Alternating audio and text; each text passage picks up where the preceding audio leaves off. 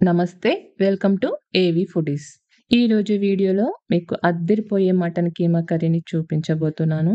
ఈ మటన్ కీమాని ఎవ్వరైనా చాలా ఈజీగా, టేస్టీగా చేసేయొచ్చు. ఇది రైస్‌లోకి గానీ, చపాతీలోకి గానీ ఎందులోకైనా చాలా అంటే చాలా బావుంటుంది. ఇప్పుడు కీమాని టేస్టీగా ఎలా చేసేయాలో చూసేద్దాం రండి.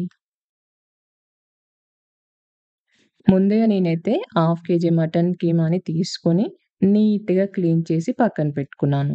ఇప్పుడు స్టవ్ మీద కుక్కర్‌ని పెట్టుకోండి. మీరు నార్మల్ బౌల్‌లో అయినా వండుకోవచ్చు. నేనైతే కుక్కర్‌లో వండుతున్నాను. కుక్కర్ హీట్ అయ్యాక 2 టేబుల్ స్పూన్ల వరకు ఆయిల్‌ని వేసుకోవాలి.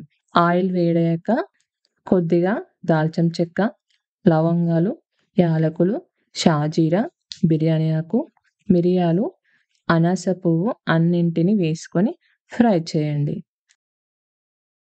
తర్వాత సన్నగా కట్ చేసి పెట్టుకున్న 2 మీడియం సైజ్ ఉల్లిపాయ ముక్కల్ని కూడా వేసుకొని ఫ్రై చేయండి. ఆనియన్స్‌ని మీడియం ఫ్లేమ్‌లోనే పెట్టి 2, 3 నిమిషాలు ఫ్రై చేయాలి. నెక్స్ట్ 1 టీ స్పూన్ అల్లం వెల్లుల్లి పేస్ట్, హాఫ్ టీ స్పూన్ పసుపు, కొద్దిగా కరివేపాకును వేసి మరికొద్దిసేపు ఫ్రై చేయండి. ఇవన్నీ చక్కగా ఫ్రై అయిన తర్వాత మటన్ కీమాని వేసుకోండి. అన్నీ బాగా కలిసేలాగా చక్కగా కలుపుకోండి. తర్వాత మూత పెట్టి మంటని మీడియం ఫ్లేమ్‌లో పెట్టి ఒక 10 మినిట్స్ మధ్య మధ్యలో కలుపుకుంటూ ఉడికించాలి. 10 మినిట్స్ తర్వాత 2 టేబుల్ స్పూన్ల కారం, రుచికి సరిపడా ఉప్పు, 1 టీ స్పూన్ ధనియా పౌడర్, హాఫ్ టీ స్పూన్ గరం మసాలాని వేసుకొని బాగా మిక్స్ చేసుకోండి. తర్వాత మూత పెట్టి 2, 3 నిమిషాలు లో ఫ్లేమ్‌లో ఉడికించండి.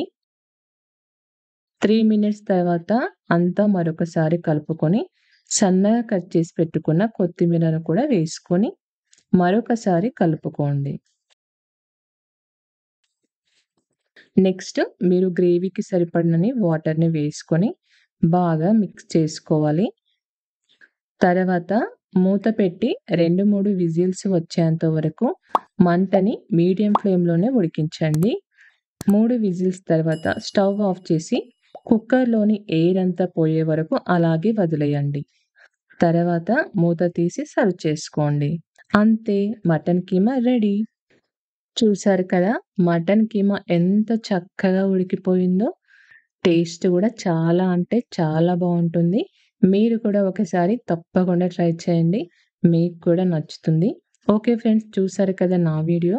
మీకు నచ్చినట్లయితే లైక్ చేయండి, షేర్ చేయండి, కామెంట్ చేయండి. అలాగే సబ్స్క్రైబ్ కూడా చేయండి.